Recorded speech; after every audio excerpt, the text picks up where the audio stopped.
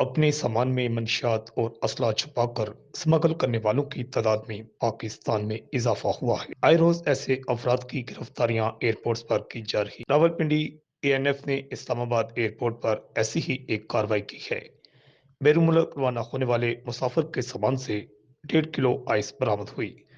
मुलजम इस्माइल खान सत्ताम पेशावर अमारात एयरलाइन के जरिए बहरीन के लिए रवाना हो रहा। बरामदशुदा मंशियात को मुलजम ने अपने बैग में महारत से छुपा रखा था, जिसके खिलाफ मुकदमा दर्ज कर लिया गया है। जबकि कराची एयरपोर्ट पर सिक्योरिटी फोर्स ने कार्रवाई करते हुए कराची से अमेरिका जाने वाले मुसाफिर के सामान से असला बरामद कर लिया। बताया गया है कि एक नौजवान सैयद अदील शाह के बैग से एक अदद पिस्टल और 14 राउंड बरामद हुए हैं।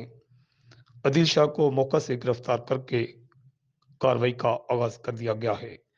रिपोर्ट अल हिजाज न्यूज, कराची।